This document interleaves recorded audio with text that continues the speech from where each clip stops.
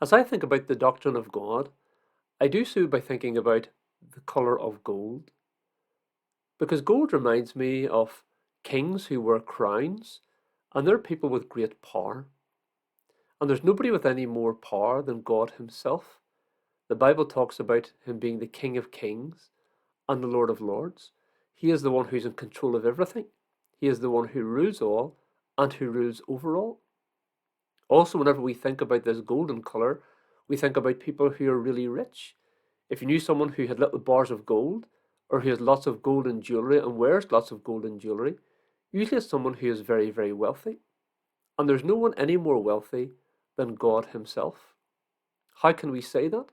Because the Bible tells us in the book of Genesis, chapter 1 and verse number 1, in the beginning, God created the heaven and the earth. Everything that has been made by God, and He owns it all.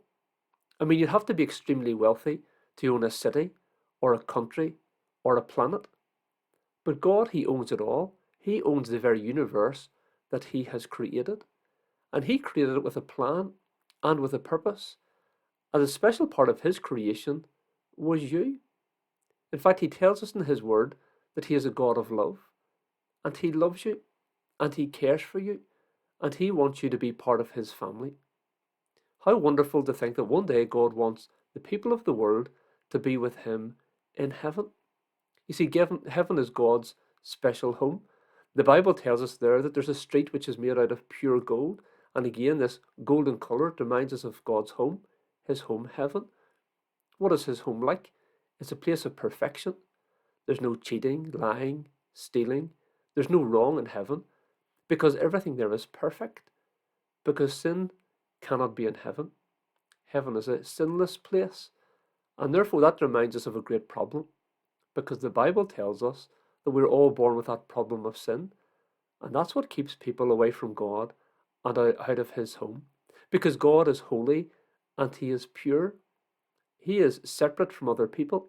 He's not like anybody else. He has never done anything wrong. He has never thought anything wrong. He never does anything wrong through His deeds and His actions. Everything that He does is pure and perfect all the time.